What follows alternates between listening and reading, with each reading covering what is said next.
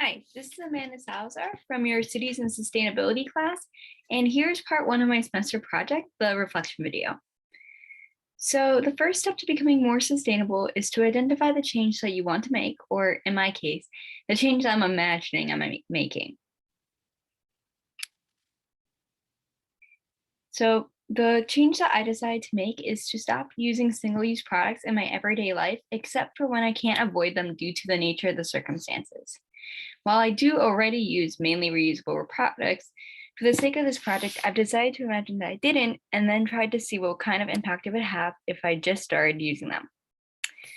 There's circumstances I foresee where I wouldn't be able to use reusable products, or when you're buying something from a store that comes prepackaged, like certain vegetables or pre-cooked meals at the grocery store. But this one doesn't honestly impact me very much in my life, just because I still live at home and I'm not the one who grocery shops. So to clarify, I do use reusable products in my own life. Once I got to Baruch, I started to only use reusable water bottles, which is a change that I'm really glad I made in my life, just because I used to take a disposable bottle with me every day to like work or school. At restaurants, I decline straws since I don't need them to drink, and since stores typically throw their straws away if even like the paper wrapper gets a little wet from like condensation on the table or something like that. I bring reusable bags with me when I'm planning on going out and buying something.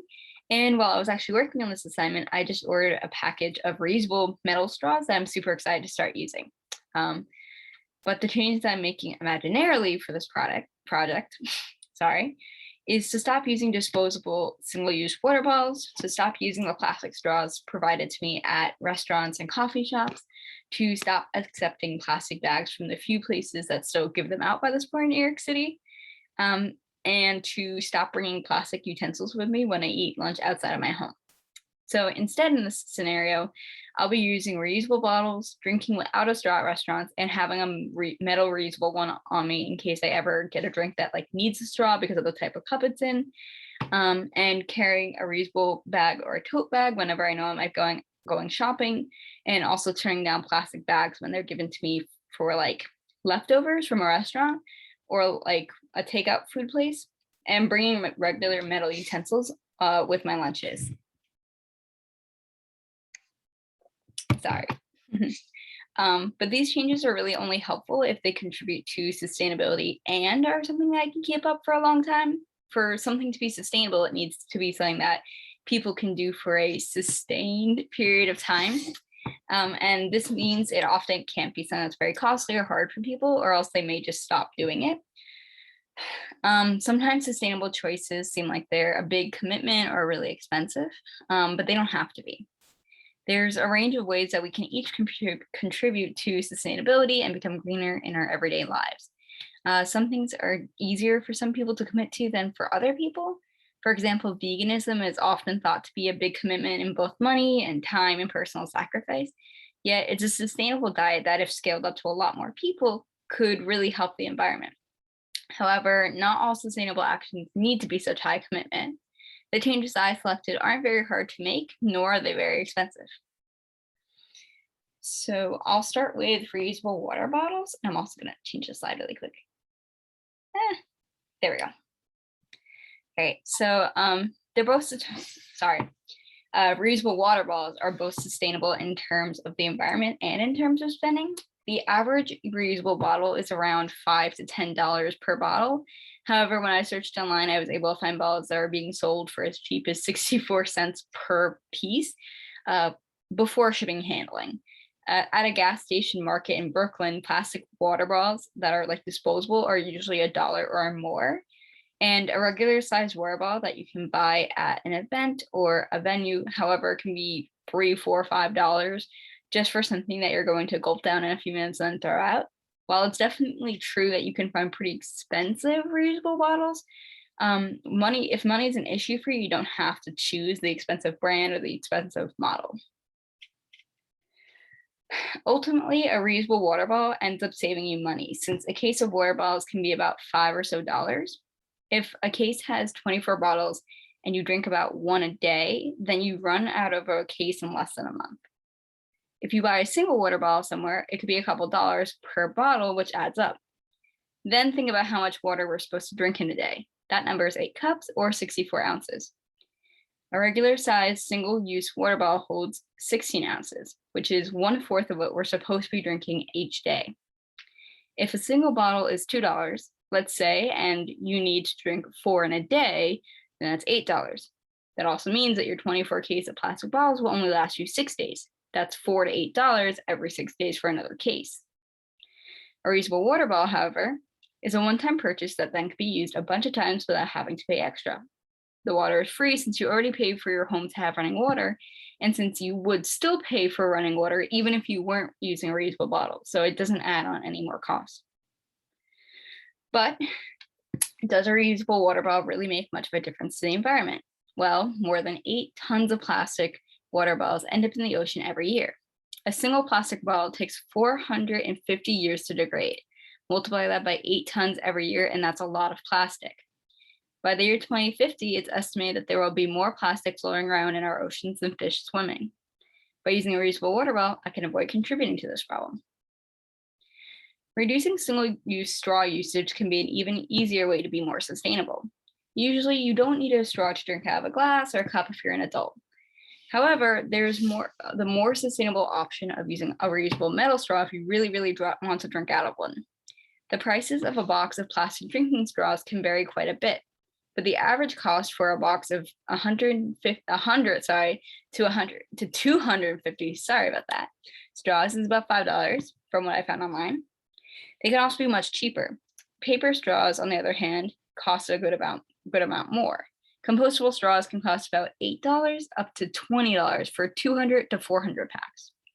A 4 to 20 pack of metal reusable straws with cleaning swabs costs about $5 to $10 and can be used over and over again. And there are definitely some instances where a straw is actually necessary, like when you buy a cold drink from a small coffee shop or from a Dunkin' Donuts, since neither of those places offer like the sippy cup lids that Starbucks has. Even at Starbucks, though, only certain cold drinks are given those sippy lids, like the refreshers.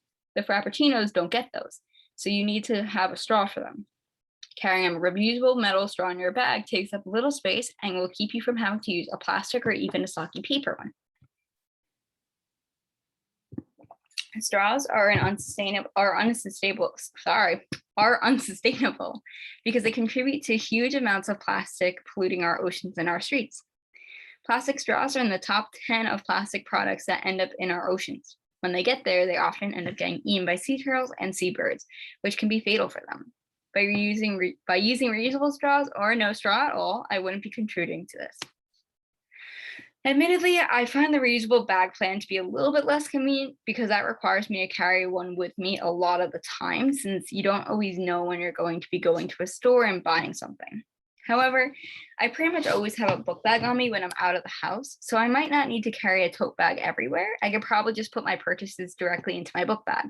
I can also keep a small tote bag folded up at the bottom of my backpack so that I have an additional space in case I buy something that can't fit into my regular bag. This also comes into play when I'm out at a restaurant and want to bring home leftovers.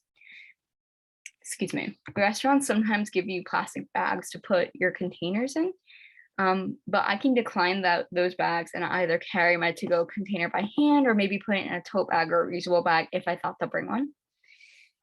The average plain tote bag costs under $3, with decorated ones costing more. Grocery stores also sell reusable bags for cheap prices near the registers. Of course, this is a different thing from getting a reusable water bottle or straw, since plastic or paper bags from straws in restaurants are usually given to you for free. Though some places do charge a couple of cents for a paper bag just to encourage you to bring your own bag. This change is harder to convince people to make, since the alternative to a reusable bag is a free bag from the store. People aren't saving any money from doing this, but it is better for the environment, and truthfully, it is still pretty cheap. As with plastic straws and bottles, plastic bags end up polluting our streets and waters. Both land and water animals actually accidentally eat them, which can kill them. Sea creatures often do this thinking that the bags are jellyfish, but cows are another animal that are really susceptible to this problem. One plastic bag can take 10 to 20 years to degrade. Lastly, taking reusable utensils with me whenever I bring food out with me is a really easy way to be more sustainable for cheap. Since I have metal forks, spoons, and knives, and reusable wooden chopsticks at home, I pretty much already have all the utensil options available to me for free that I can just take with me. If I bring food with me to school, I don't have to bring a disposable fork. I can just bring one of the metal ones from my kitchen and then bring it back to home to wash with my Tupperware. It's not any harder since I already have to bring the containers that my food is in back home and wash it. So an extra fork to wash really doesn't add much. It's also free since I already have it, and as I would assume most people would also have reusable utensils at home. Depending on the number of forks in the package, a box of single-use plastic forks can actually cost quite a bit. While a box of 48 forks might only cost around $3, a 100-count box jumps to $12, a 500-count box jumps to $14, and a 1,000-count box to $25 or $35. Just as with the other single-use products I discussed, plastic utensils end up as pollution that can harm animals. One plastic fork can take up to 1,000 years to decompose. If these 4 small efforts were to be scaled up to a citywide effort to reduce the usage of single-use products, we could save a lot of plastics from making their way into landfills and the ocean. On top of that, it's an easy way to beautify our city, since New York City is known for trash-filled streets. The less trash we're using, the less there will be in our streets and parks. There are many more single-use products that we could stop using, but these are the 4 easiest that I could think of. So that's the change for sustainability that I decided to evaluate. I hope I was able to answer all the questions in the project description, and then if you didn't already do all of these things, that maybe you'll start using some more reusable products now, like how I decided to transition over to using metal straws from researching for this project. Thank you for watching, and I'll see you in class. Okay, bye. Oh, now I forgot to shut it off, sorry.